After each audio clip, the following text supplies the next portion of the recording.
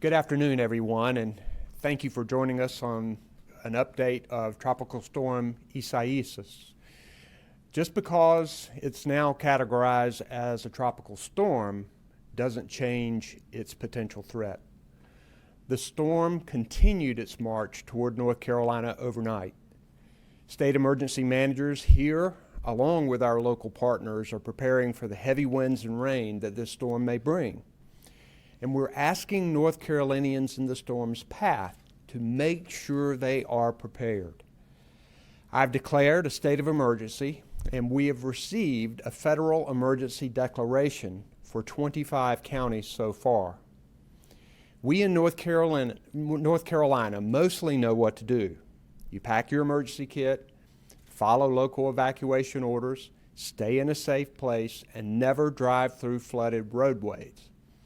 But this time, pack your masks and hand sanitizer in your kit and remember to social distance. The 3 W's, wash, wear, and wait, are just as important during a storm as they ever were.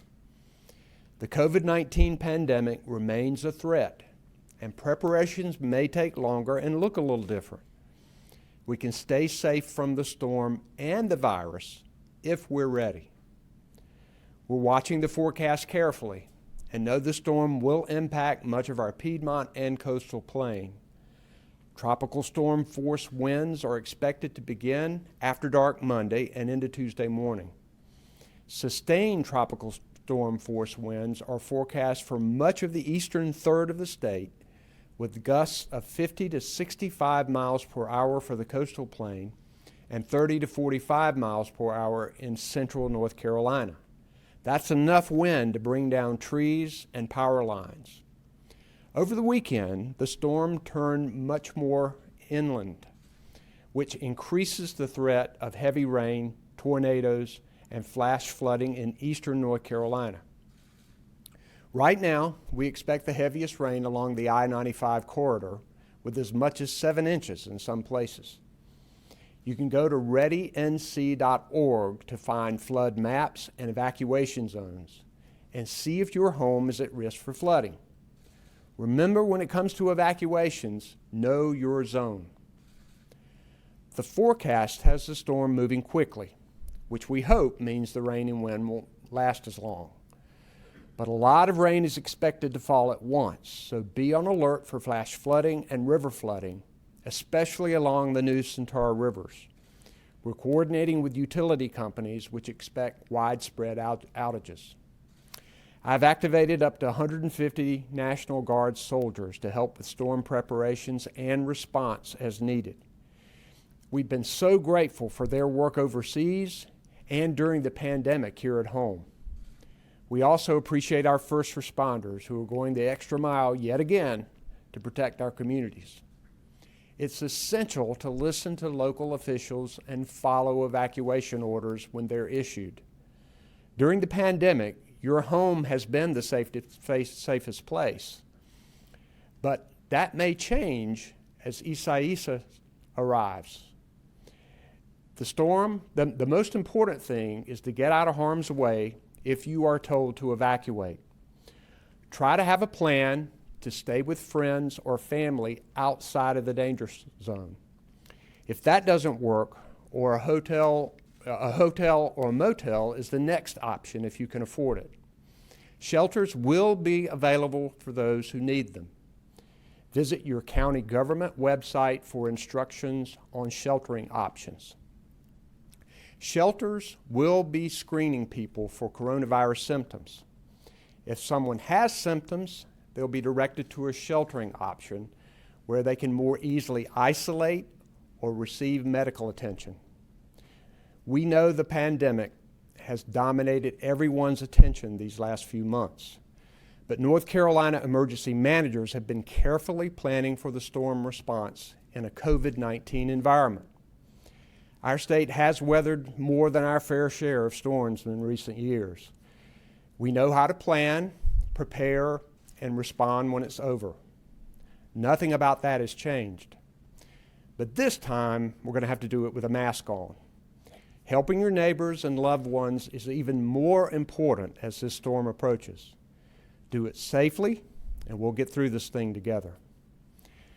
I'd like to recognize Mike Sprayberry, our Director of Emergency Management, to provide an update. Mike? Thank you, Governor, and thank you for your leadership. Good afternoon. Today is day 146 of the COVID-19 response at the State Emergency Operations Center. We have also been activated for Tropical Storm Isaias since Friday. We are continuing to closely monitor the storm track and intensity and possible impacts to North Carolina. While the storm is changing in intensity, now is not the time to be complacent, especially as we may experience storm impacts overnight on Monday. As the storm tracks closer to the state, please heed warnings and directions from local and state authorities. An incident management assistance team from FEMA has now joined us here at the State EOC. Some members are here inside the State EOC, and others are working remotely. Everybody in the State EOC is physically distanced. That's the case with many of our state emergency response team partners. Approximately 120 National Guard personnel are already staging at armories in the east, ready to respond if needed. We have repositioned several water rescue teams consisting of approximately 20 Zodiac boats and 100 swiftwater rescue technicians from the western part of the state to the east, where they are ready to support impacted communities. This is in addition to the local water rescue teams based in the east and central parts of the state. We're also coordinating closely with our counties as they make preparations and finalize decisions about evacuations, sheltering, and other preparations that will be needed. PPE is being provided to our responders to enable them to operate in the COVID-19 environment. Commodities like food, water, and tarps are also being delivered to our county partners. Your personal preparations for a disaster plan and an emergency kit should be completed by now. Be prepared for power outages and the possibility of flooding. In your emergency kit this year, be sure to include masks and face coverings, hand sanitizer, and cleaning products to help keep your families healthy. Visit readync.org for a complete list of items to include your emergency kit. The ReadyNC mobile app has been retired, but all of the same emergency preparedness resources are available on the mobile-friendly readync.org website. As I've stated before, and as the governor just talked about, the COVID-19 pandemic has caused some changes in our evacuations and sheltering operations. We ask you to review your evacuation plan and follow these steps. If told to evacuate by your local officials, evacuate as directed. Don't let concerns about COVID-19 prevent your prompt evacuation. Evacuate the shortest distance possible. Get out of the impacted area. Due to the pandemic, try to stay with family, friends, or at a hotel of your choice to minimize contact with others. If these options aren't available, go to a shelter. Remember, if told to evacuate, don't hesitate.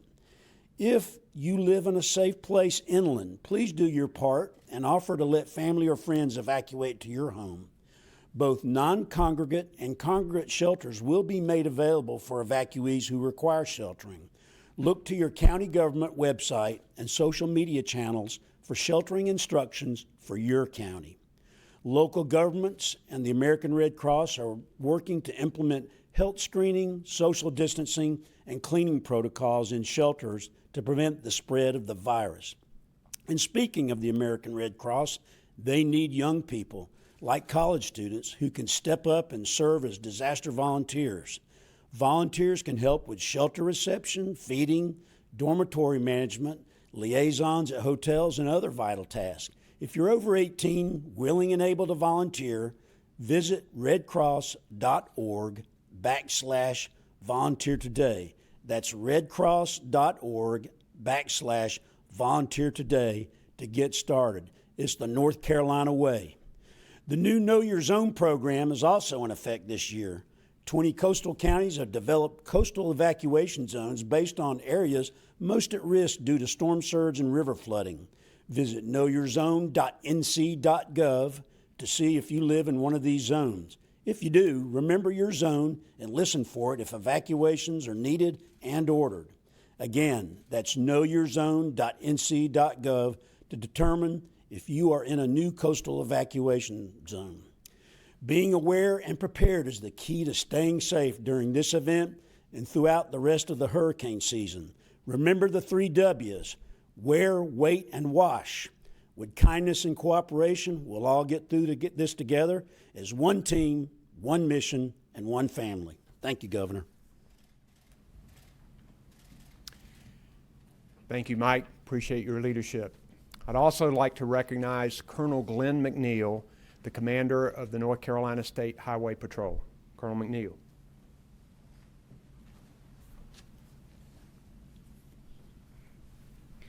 Thank you, Governor. Good afternoon. The Highway Patrol stands together with our partner agencies in this joint response to the storm and is prepared to help within the potentially affected communities. As we have unfortunately seen in past storms, the effect of the storm can be experienced far away from the direct path in the way of flash flooding, high winds, and standing water. We've seen far too many times the loss of life from drivers entering flooded roadways, and we implore each of you to heed our public safety warnings. Turn around. Do not attempt to cross water-covered roadways. It's simply not worth your life. As with any storm, please be mindful of downed trees and power lines in our roadways and treat all intersections without power as a 4-way stop. Stay well informed of storm-related information at readync.org and roadway conditions at drivenc.gov. Please keep our emergency phone lines open for emergencies. Thank you, Governor. Thank you for your leadership, Colonel McNeil. And I will hand it over now to our Secretary of the Department of Transportation, Eric Boyette, to provide an update on their preparations. Secretary Boyette.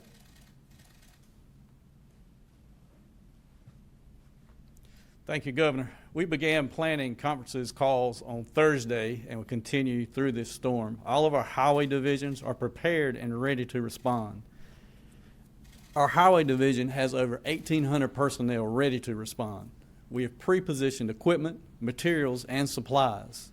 We currently have more than 1,500 pieces of equipment, including trucks and heavy equipment, more than 1,000 chainsaws, and based on the current forecast, our staff is reviewing protocols for downed trees and localized flooding. Divisions in our western part of our state are preparing for a separate storm that could bring significant rainfall to our mountain areas. For our ferry division, we are continuing to support evacuation of Ocracoke, and those efforts will continue until about 10:30 on Monday morning. We will be mooring our vessels after that last ferry run. We've evacuated over 1,500 vehicles, 3,000 people from Ocracoke as of noon today. Our evacuations, as I said, will continue until 10:30 a.m. Monday morning. We have also waived all ferry tolls for our evacuation routes. For our Ports Authority, all of our hurricane preparations are continuing at both ports. Our Port of Morehead City is secure. The cargo and container operations are winding down at the Port of Wilmington, and the work continues to fully secure the terminals, including securing containers, equipment, and all of our warehouse operations. When conditions warrant, we will shut down operations and also open the port back open when it is safe to resume. Overall, I'm just so proud of all of our work. All of our aviation, our specialty teams, like our bridge maintenance and photogrammetry, are prepared and ready to respond to this event. We have worked very hard in preparation with all of our teams, and our field teams are really working very hard to make sure we're ready and prepared.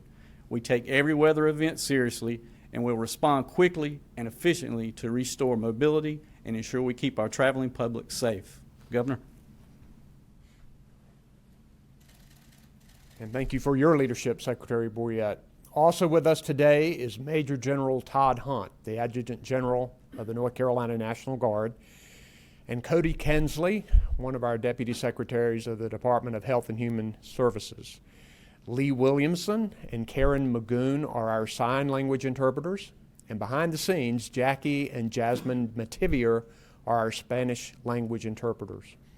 We'll now take questions from the media, and if you can identify yourself and your organization, we would appreciate it. We'll take our first question. Our first question will be from Tim Pulliam with ABC 11. Hello, Governor. This is Tim Pulliam, ABC 11.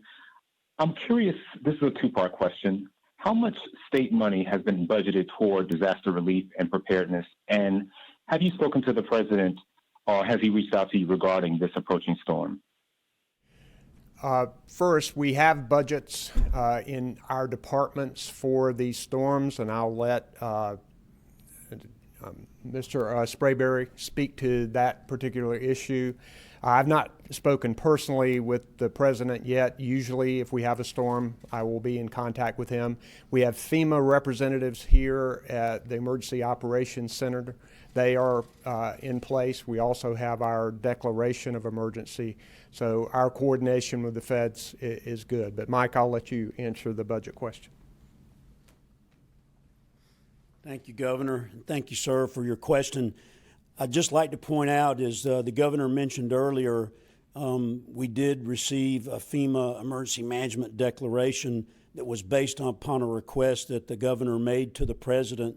So that happened very quickly, I think just a little bit over a day and a half. So we think that that was done very well. Secondly, to your budget question, there is a state disaster relief fund. It typically keeps between $10 and $12 million in it. We draw off that as we begin to start operations for response in an event like this. And then once we get a disaster declaration, we'll turn in what's known as project worksheets so that we can be reimbursed for all of our eligible response activities for the state. We can get that money back from the federal government at a rate of 75% for each dollar spent. Thank you, sir. Thanks. Next question, please. Our next question is from Lake Wood with WASW. Yes, Governor Cooper. Lakewood here with WASW News. You mentioned earlier about screening at shelters, but as for individuals who know that they are positive, what should they do to seek appropriate shelter? Sorry, can you repeat your question, please? As for individuals who know that they are positive ahead of seeking shelter, what type of process or steps should these individuals take? Well, if you are positive, you should isolate and you should seek, make sure that you are apart from your family and seek a place that would keep you apart from others. We're going to have screening provided at all of our shelters. And if someone has symptoms, then that person will be put somewhere else where there will be alternative sheltering options where they can isolate. Obviously, we do not want positive COVID people in our congregate shelters, and that's one of the reasons why we're doing the screening. Next question, please. Our final question today will be from Virginia Bridges with the News and Observer. Thank you, Governor. Virginia Bridges from the News and Observer. What does the more western track mean for the state's preparations?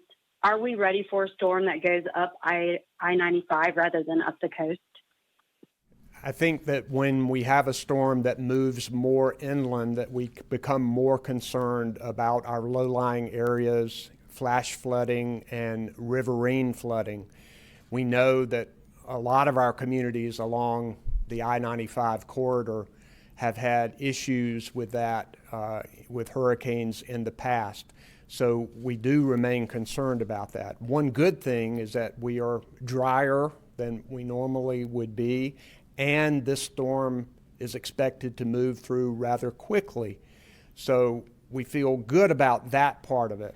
The thing is, though, if you have up to 7 inches dumped on a place at one time, then you remain concerned about those flash floods and riverine flooding and potential flooding that could occur a day or two from now if the rivers rise. So we're ready for this both ways. We know the track can change even again as it approaches North Carolina, but we're just pretty sure at this point that both the central part of the state and the coastal plain are going to see they're going to see some rain and wind and power outages, so everybody needs to be careful about that. Thank you all for joining us today. We will likely update you again tomorrow, and stay safe, everybody.